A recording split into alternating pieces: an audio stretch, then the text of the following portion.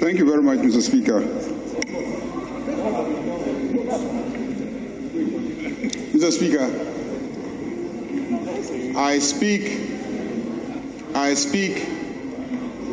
as someone who is alive today because when I had a similar emergency, the system worked for me. I speak as that person. I had an accident somewhere in Nasia,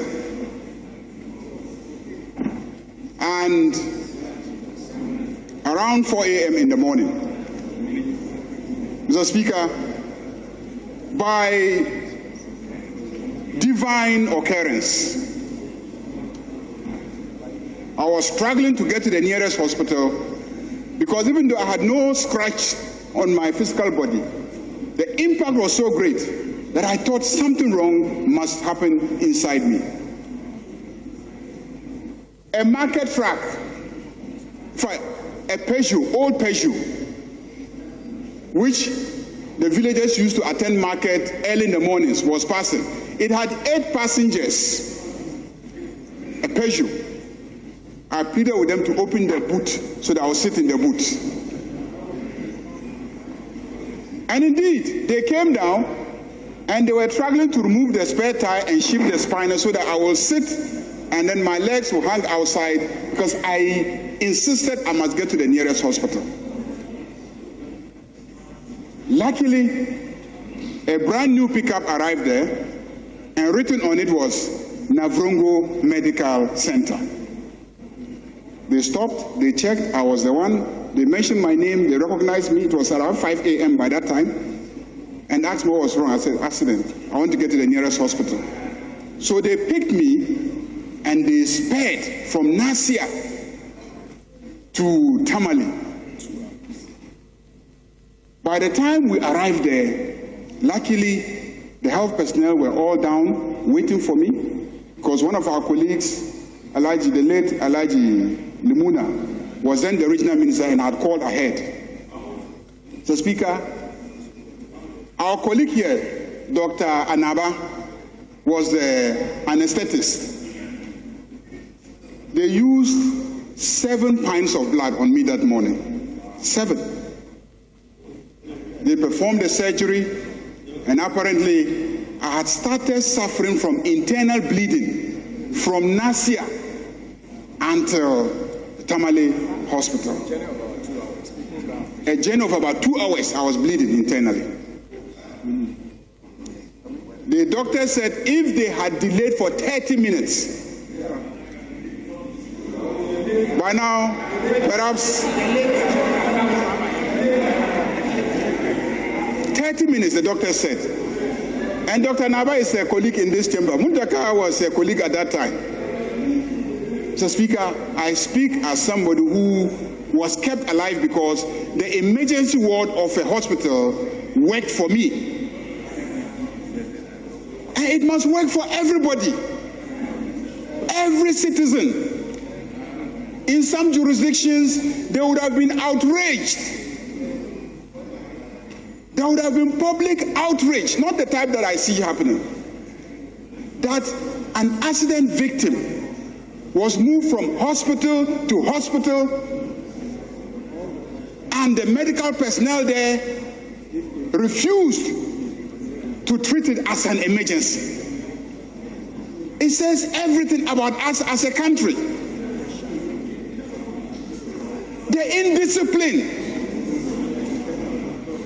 the disregard for human life, the lack of fellow feeling, that we don't see that this is a fellow Ghanaian who, whatever we are doing, we must stop and attend to. Otherwise, a life will be lost. We must be outraged about a thing like this. Mr. Speaker, I believe that we must get to the bottom of matters like this. And I thank my colleague for bringing the matter up. And I think that at all times, this Parliament must hold those responsible for such conduct, to account. See, we talk about it, and then we leave it there. It happened in 2018. What happened? What did we do? How did those accountable fare at that time? This is what those who have done it today will be inspired by. They will talk, they will do nothing. We want to see action this time. We want to see people held accountable so that the rest of the health personnel across the country will know that this parliament will not sit idly by whilst people negligently lead to the loss of life, such as what we have seen. So I thank my colleague for raising it. And Mr. Speaker, I do agree with him that even though government says we are setting up a committee to look into it, that this parliament should be interested in what happens. And so our Committee for Health should follow up on what government is doing and then bring us a report. And if we are not satisfied with the outcome and the conclusions of government, that this parliament takes very drastic action. It is only then that citizens will know that when we converge here for their very existence. We are here to defend their lives, to defend their rights, and to defend their interests. But Mr. Speaker, we say we should not politicize things.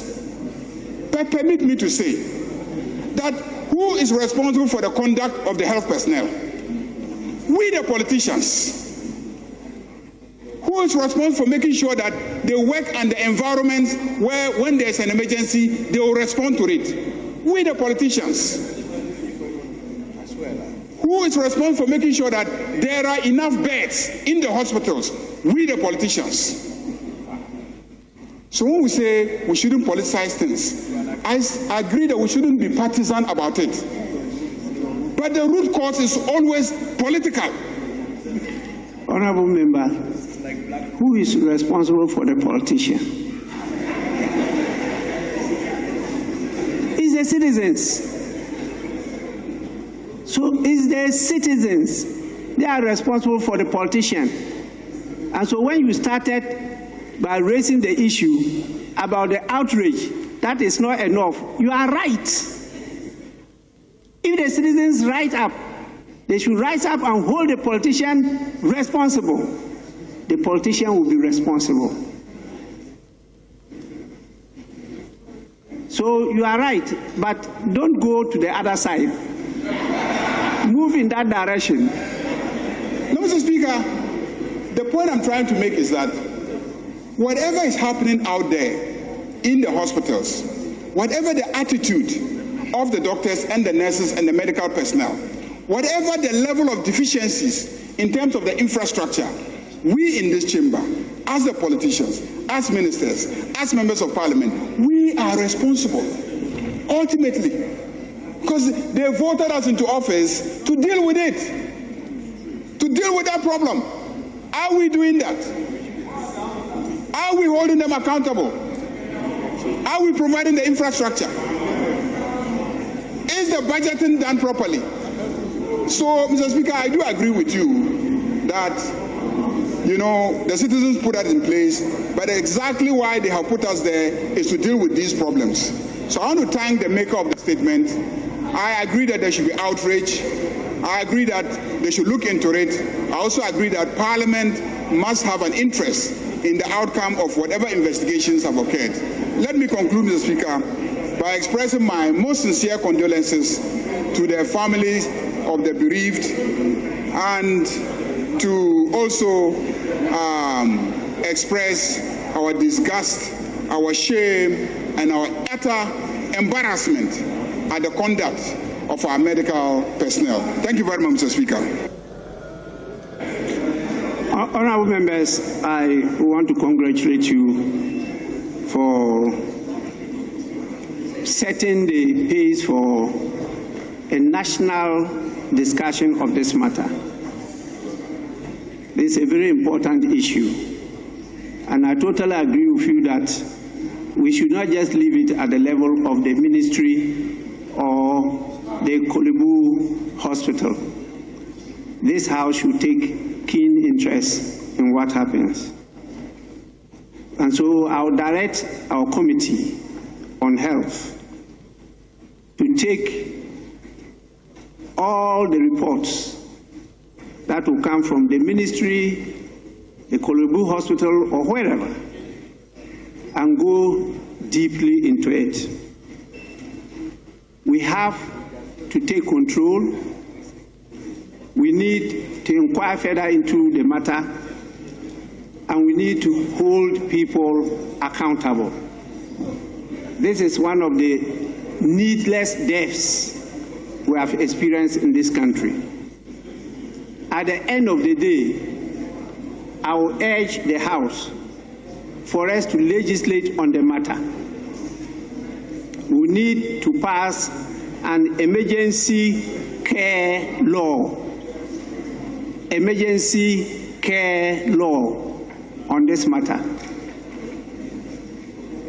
I know the conditions under which the health personnel operate, but I also know health personnel have handled accident cases, stabilized them in the bush, not in hospitals.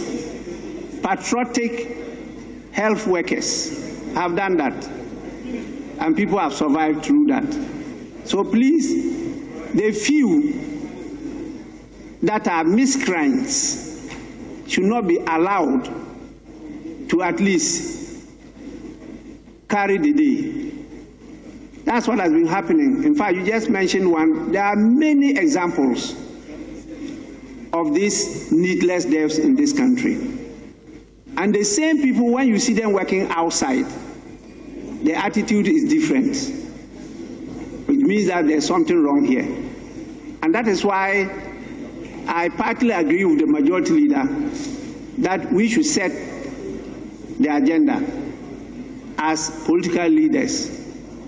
But I also recall one of our illustrious kings said that after the politicians are elected into office, they are held hostages by the same voters who elected them. And many of you are seated here playing that game, partisan politics. You can't see beyond your parties. And sometimes you forget that, as some have echoed, you could be the one. Please, so the chair of the Committee on Health, the ranking member, please carry your members along, work on this matter. At the end of the day, the minister responsible for health, together with the committee, will have to come before this House.